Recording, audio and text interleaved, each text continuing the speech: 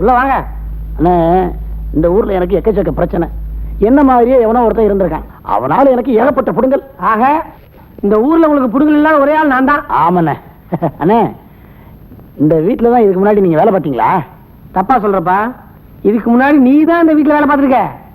என்ன சொல்றீங்க? எனக்கு ஒண்ணும் புரியலையே. இப்பதான் வந்திருக்கிற. இன்னும் கொஞ்ச நேரத்துல எல்லாம் புரியும். அப்பா வந்துட்டாரு. அண்ணே, பையன் சுறுசுறுப்பை பார்த்தா நிச்சயமா தெரியுதோ அது உங்க பையன் என்னன்னு.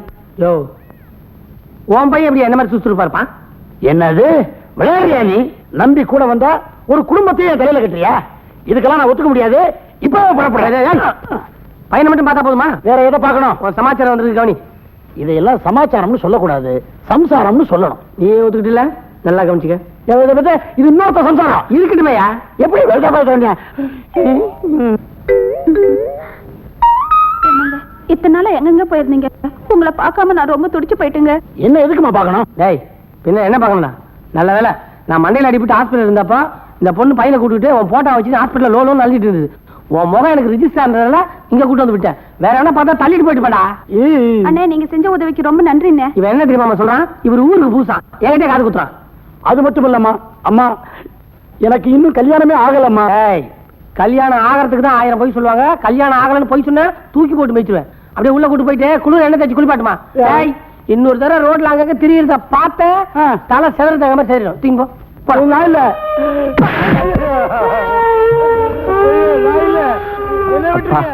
இதோ இன்னைக்கு ஒரு நல்ல காரியம் பண்ணுன்ற ஆத்ம திருப்தி தான். இதுக்குதான் சுப்பிரமணி எப்பவுமே சொல்லக்கூடாத செய்ய மாட்டான், செய்யக்கூடாத சொல்ல மாட்டான். அம்மா என்ன செஞ்சிருக்கோம்? ஏதோ செஞ்சிருக்கோம். தைரியம் இருந்தா நம்ம வீட்டு சொத்தை திரட்டு அந்த வீட்டு பொண்ணுக்காக சண்டை போட்டு போய் ஆஸ்பத்திரியில படுத்திருப்பான். போற வர எல்லாம் துக்கம் விசாரிக்கிறான். எனக்கு வெளியில தலை காட்ட முடியல, என் மானம் போகுது. எல்லாம் உன்னாலதான். நான் வேண்டாம் சொல்லி கூட நீ தானே அவனை வேலைக்கு சேர்த்த. சரி, நான் தான் சேர்த்தேன். இப்ப நானே அவனை வெளியில அனுப்பிடுறேன். இவனுக்கெல்லாம் ஒரு பைய வேற.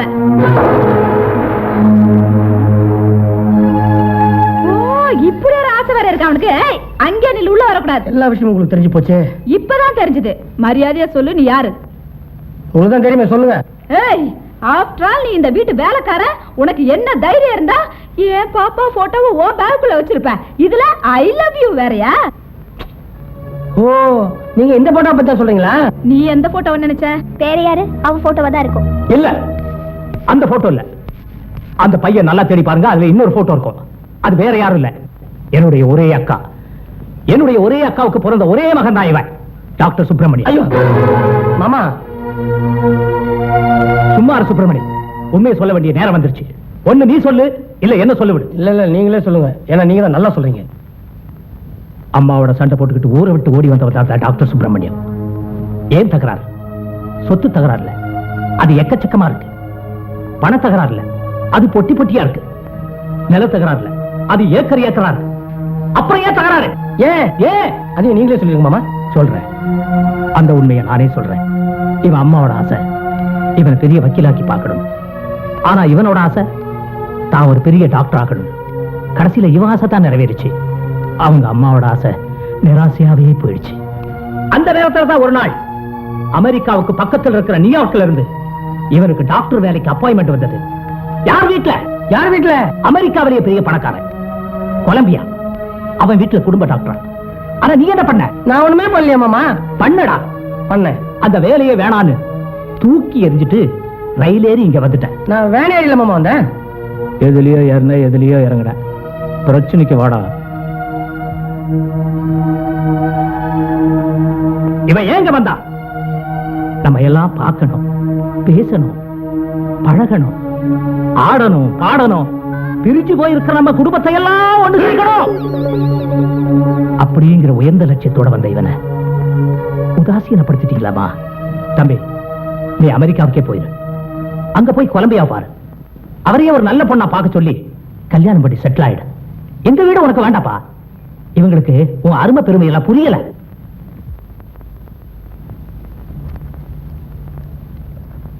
ஓ, ஐ அம் வெரி சாரி தம்பி, டாக்டர் தம்பி. நீங்க யாருன்னு தெரியாமையே உங்களை நான் திட்டிட்டேன். நீங்க ஆசைப்பட்ட மாதிரி என் பாப்பாவே நீங்க கட்டிக்கலாம். அம்மா, நீ சும்மா இருமா. என்னுடைய நீண்ட நாள் ஆசையே ஒரு பெரிய டாக்டருக்கு என் பாப்பாவை கட்டி கொடுக்கணும்னு தான். அந்த ஆசை இன்னைக்கு நிறைவேறிடுச்சு. ஓ அங்கிளே உனக்கு மாப்பிள்ளையா வந்திருக்காரு. You are very lucky. நீ என்ன சொன்னாலும் சரி, வர்ற முகூர்த்தத்திலே உங்க 2 பேருக்கும் கல்யாணம். ஆர் யூ ஹாப்பி மாப்பிள்ளை? Thank you aunty. சாரி. அவன் முடிவு பண்ணிட்டா உங்க அப்பா சம்மதிச்சிடுவாரா? அவளுக்கு மட்டும் இல்லடி, அவன் உனக்கும் தான் முறமாமன். அவன் இவன் சொல்லாதம்மா, அவர் பெரிய டாக்டரா. அதுக்குதான் மாப்பிள்ளை ஆக்கிக்க ஆசைப்படுறா. அந்த ஆசை உனக்கு மட்டும் இருக்காதா? அவ எந்த தேதியில முகூர்த்தம் வச்சிருக்கிறாளோ அதே தேதியில அதே மாப்பிள்ளைக்கு உன்னை நான் கட்டி வைக்கிறேன். அம்மா, பத்திரிக்கைய ஒரு முறைக்கு 2 முறை நல்லா பாத்தீங்களா? பாத்துட்டேங்க. அதுல கல்யாண பொண்ணு பேரை கவனிச்சீங்களா? அதுல உங்க பொண்ணு பேர் உமான்னு இருக்கு. எதுக்கு கேக்குறேன்னா, இன்னும் கொஞ்ச நேரத்துல என் பக்கத்து வீட்டுக்காரி கல்யாண பத்திரிக்கையோட வருவா. அதுலயும் இதே மாப்பிள்ளை பேர் தான் போட்டிருக்கோம். ஏமா, ஒரே நாள்ல 2 கல்யாணம் கேள்விப்பட்டிருக்கேன். ஆனா ஒரே நாள்ல ஒரே மாப்பிளைக்கு 2 கல்யாணம் இப்பதான் கேள்விப்படுறேன். நாளைக்கு நீங்க அவசியம் கல்யாணத்துக்கு வரணும். அப்பதான் கல்யாண பொண்ணு யாருன்னு உங்களுக்கே தெரியும். நான் வரட்டுமா? கண்டிப்பா வரணும்.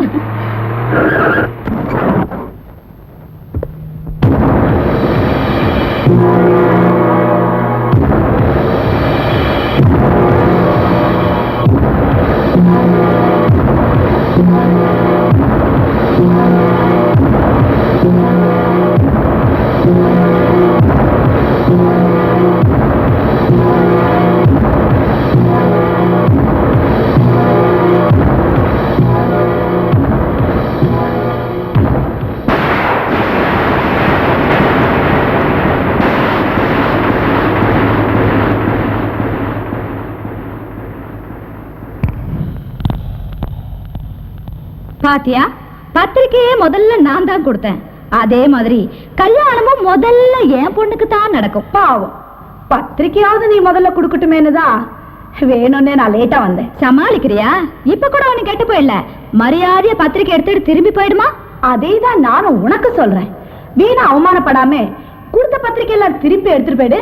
அதான் உனக்கு நல்லது.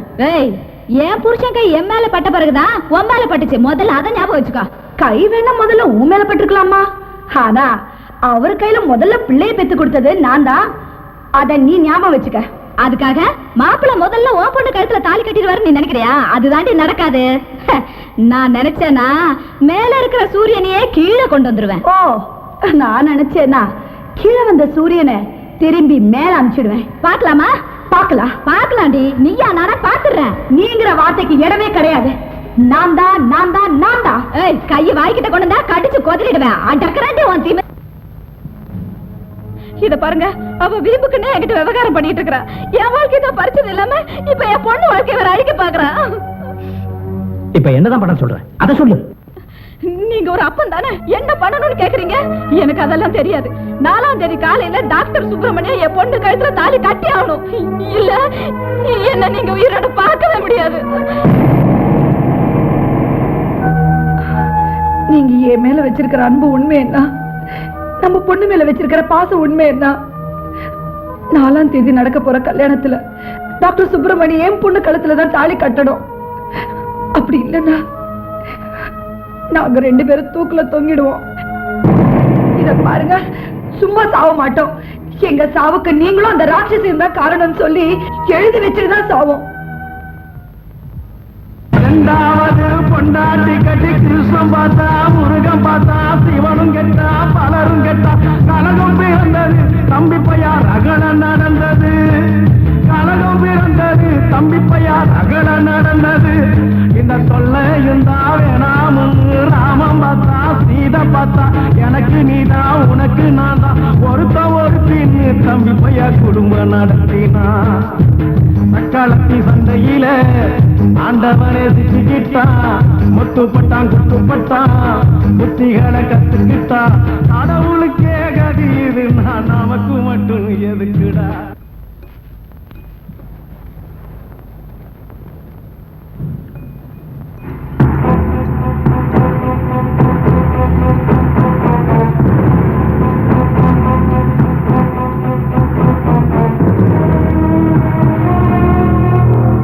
வயசானாவே எல்லா வியாதியும் வந்துடும். அதுல 2 வேற. எந்த வியாதிக்கு நம்ம கஷாயம்? இது கஷாயம் இல்லப்பா, விஷம். என்ன குடும்பமா அது? விஷம் நினைச்சா கட்டாயம் ஆகுது, கட்டாயம் நினைச்சா விஷம் ஆகுது. ஒரே குழப்பம் போங்க. குழப்பம்தான். என்னைக்கு தாலி கட்டனோ அன்னையில இருந்து குழப்பம்தான். ஒரு தாலி கட்டினா ஏன் குழப்பம் வருது? உண்மைதான். ஆனா எந்த சூழ்நிலையில நான் 2வது தாலி கட்டினேன்னு உனக்கு தெரியாது. உணர்ச்சி வசப்படுத்த பார்த்தா பின்னாடி பெரிய பிளாஷ்பேக் இருக்கப்படுது. முதல்ல அந்த பிளாஷ்பேக் சொல்லுங்க. இதை குடிக்க வேணாமா நான் சொல்றேன். சொல்றேன். கிட்டத்தட்ட ஏறத்தாழ 1942ஆம் வருஷம். இந்த 1942 லவ் ஸ்டோரிலாம் நான் கேட்கல. ஃபேமிலி சென்டிமெண்ட் சுருக்கமா சொல்லுங்க. கல்யாணம் ஆனதுல இருந்தே உங்க பெரியத்துக்கு குழந்தையே பிறக்கல. ஏன் நீங்க ஊர்ல இல்லையா? இருந்தேன். அப்ப அத்தா ஊர்ல இல்லையா? அவளும் இருந்தாளே. கேட்கறேன்னு தப்பா நினைக்காதீங்க. 2 பேரும் இந்தியா குழந்தை பிறக்கல. இதே கேள்விதான் என்ன சுத்தி இருந்தவங்க அத்தனை பேரும் கேட்டாங்க. அப்பவே கேட்டாங்களா? குழந்தை இல்லைங்கிறது தலையெடுத்து விட்டுருங்க. ஆனா கேட்டாங்களா அவங்க? பரம்பரை பேரை காப்பாத்துறதுக்கு ஒரு வாரிசு வேணும்னு அடம் பிடிச்சு 2வது கல்யாணத்தை பண்ணி வச்சாங்க. ஓஹோ.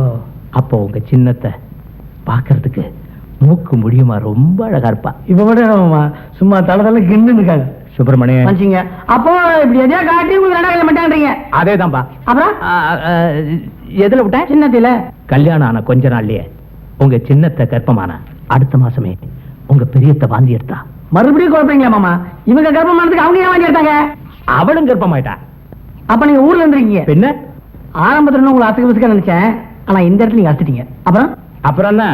அன்னைக்கு ஆரம்பிச்ச பிரச்சனை தான் இன்னைக்கு வரைக்கும் தீரவே இல்லை. அதுக்காக இந்த முடிவுக்கு போனா எப்படி? இல்ல சுப்பிரமணி, இந்த கல்யாணம் நிக்கணும்னா ஒண்ணு நான் சாகணும், இல்லன்னா அப்ப இது எனக்கா? உனக்கு இல்லப்பா, எனக்கு தான். எடுங்க. இப்ப நீ என்ன தடுத்தாலும் என் முடிவுல இருந்து நான் மாற போறதில்ல. நான் தடுக்கவே இல்லையே மாமா. வீணா வெஸ்ட குடிச்சு நீலகண்ட மாதிரி தொண்டையில மாட்டி தவிக்கிறத விட உங்க மனசுல இருக்கிறதெல்லாம் டைரி எழுதி வச்சுட்டு பேசாம கடலுக்கு வச்சுட்டுங்க. என்னப்பா சொல்றேன்? இன்னைக்குன்னு பார்த்தா அப்பா எங்கம்மா போனாரு? இப்ப அப்பா முக்கியம் இல்ல, மாப்பிள்ளை தான் முக்கியம். அவரை பத்திரமா பாத்துக்கோ. இந்தாப்பா இந்த சேர் எல்லாம் அப்படி லைனா போடுங்க. பேசிக்கிட்டு எல்லா ஏற்பாடும் தயாரா இருக்காமா? கடைசியில ஏமாந்துட்டு போறோம். நான் ஒன்னும் அவ்வளவு இழிச்சுவா இல்ல. மாப்பிள்ளைய நான் தான் பிடிச்சி சமையல் கட்டுக்குள்ள ஒளிச்சு வச்சிருக்கேன். Super bright. Thank you.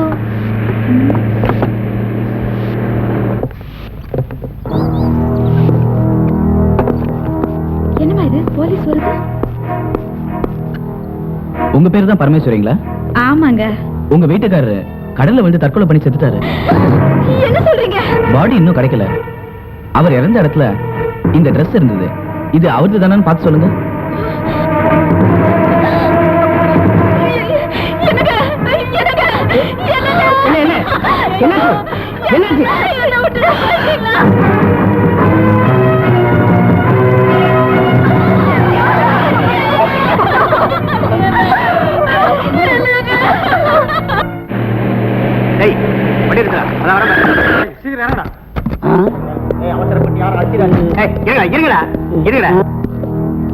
காலையில குளிச்சிட்டியா?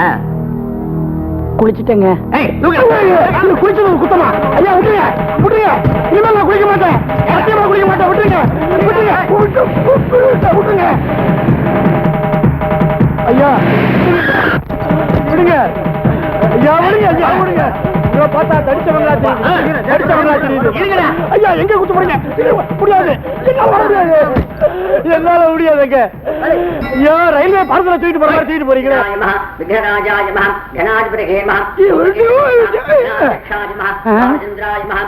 என்ன எதுக்கு இங்க தூக்கிட்டு வந்திருக்கீங்க? நல்லா வைக்கப்படுது. பொண்ணு யாரு? அது நீ கட்டிக்கு போற பொண்ணு தான்டா.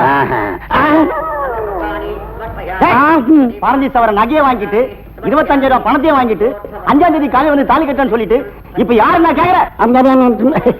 புரிஞ்சு போச்சு, புரிஞ்சு போச்சு. நீங்க சொல்றது வேற ஆளு, நான் இல்ல. இவன் இப்படி எல்லாம் சொல்ல கேட்க மாட்டான். கத்தி எடுப்பா. அண்ணா கத்தி எதுக்கு அனாவசியமா? இப்ப தாலி கட்டணும் அவ்வளவுதானே. இதோ எங்க எங்க தாலி எங்க? இப்ப கட்டிடுறானா? கட்டிருக்க உமா. அதான் என்ன பொருள் இடம் மாதிரி இருக்கு? வேன் மாதிரி ஏறினப்பல வீடு மாதிரி வந்துட்டுமா? இவன் யாரு? யாரா நீ? நீ யாரியா? ஏய், எங்க வீட்டுக்குள்ளே வந்து என்ன யாருன்னு கேக்குறேன் நீ? அது நேத்து வரைக்கும். இப்ப சேட் பகவான் தாஸ் வீடு. சேட் பகவான் தாஸ் வீடா?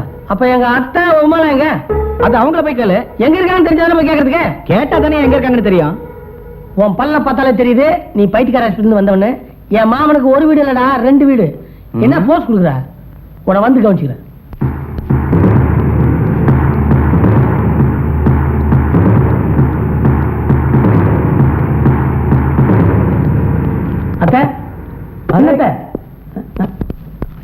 சோர்க்கா பச்சே சொந்த வீட்டுல நுழையதே தப்பு மூணு வீட்டுல நுழைற அதான்டா நானுங்க வேற ஏன்டா முன்ன இது சேட் பகவான் தாஸ் கி சோட்டாகர் சோட்டாகர்னா சின்ன வீடு இதையும் பிடிச்சானா? அப்ப எங்க அத்தை பண்ணீங்களா? நம்பிக்கை மாலும் நை என்ன அத்தைங்களா? உங்களை எங்கெல்லாம் தேடுறானே நீங்க வந்து உட்காந்து ஐயோ கொலா அந்த முடிவுக்கு வந்துட்டீங்களா? பின்ன என்னப்பா பண்றது? அவர் உயிரோட இருந்த போது எவ்வளவோ கடன் உடனே வாங்கித்தான் எங்களை சந்தோஷமா வச்சிருந்தாருன்னு இப்பதான் தெரியுது. இதெல்லாம் சரிப்பட்டு வராது. நான் ஒரு நல்ல ஐடியா கொடுக்குறேன். என்னது? இல்ல உங்க குடும்பத்துக்கு இந்த சின்ன குளம் எல்லாம் பத்தாது. திருவள்ளிக்கேணி பக்கத்துல ஒரு பெரிய குளம் இருக்கு. அதுல குதிச்சீங்கன்னா குடும்பத்தோட கோயிலாயிடலாம். இதான் உன் ஐடியாவா? பின்ன ஏமா இவ்வளவு பெரிய மெட்ராஸ்ல உங்களுக்கு ஒரு வீடு இல்லாம போயிடும். ஒரு வீடா? அத்தை அது ஒரு வீடு இரு வாசல். அம்மா இருக்காங்கல்ல பாத்தீங்களா? இதுதான் இனிமே நீங்க தங்க போற வீடு. இங்கேயா சண்டை கிட்ட போட்டுக்காம அவங்க போர்ஷனை பிரிச்சுக்குங்க. அந்த பெருசா ஸ்கிரீன் தொகுத இது பெரிய போர்ஷனு, சின்னதா தொகுறது சின்ன இது. என்னடா அவ்வளவு பெரிய வீட்டுல இருக்குமே இந்த சின்ன வீட்டுக்கு வந்து வருத்தப்பட்டுக்காதீங்க. இந்த ஏரியாவிலேயே பெரிய வீடு இதான். தம்பி ஏசி ரூம் இருக்குல்ல? இருக்கு மொட்டை மாடியில மல்லாக்கப்பட்டா ஏசி தான். என்ன அர்த்தம் நீங்க? தம்பி ஃபேனாவது இருக்குமா? எங்களுக்கு அது போதும். ஒரு ஃபேன் இல்ல 2 ஃபேன் இருக்குது. 2 ரிப்பேர். ஆமா, டைனிங் ரூம் எங்க? தட்டை எங்க வச்சு சாப்பிடுறோமா அதான் டைனிங் ரூம். இன்னும் சாப்பிடறதுலயே நல்லா உரல் மாதிரி இருந்துக்கிட்டு. ஒரு சின்ன டிராயிங் ரூம் அது இருக்கா? டிராயிங் ரூம்ல படம் போடுவாங்களா தானே? ஊக்க வச்ச பென்சில் கொடுப்பாங்க. ஓரமா உட்காந்து வரீங்க. இன்னும் உங்களுக்கு அடங்கல பண்ணிருக்க. பாத்ரூமாவது இருக்குமா? இருக்குதா? தாப்பால் இல்லைன்னு சொன்னாங்க, அதை பாத்துங்க.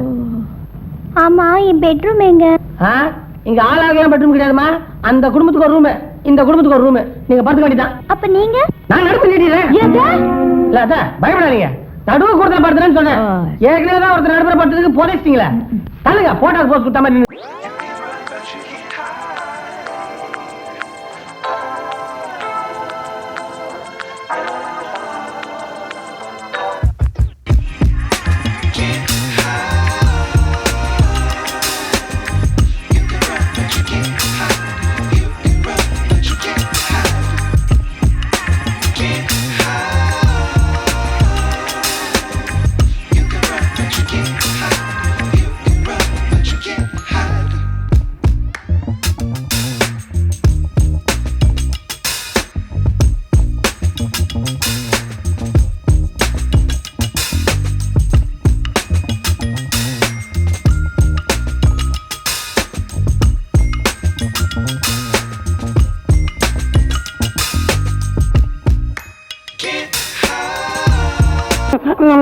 ஏண்டா யாரா நீ?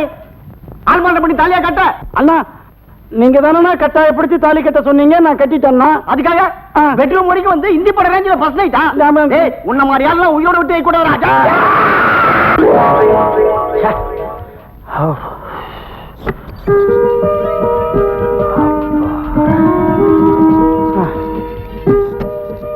இந்தாங்க பால் சாப்பிடுங்க. ஐயோ, என்னங்க என்னங்க எங்க போயிட்டீங்க? என்னங்க? என்ன பண்ற? சாப்பாடு கொண்டு வந்திருக்கேன்.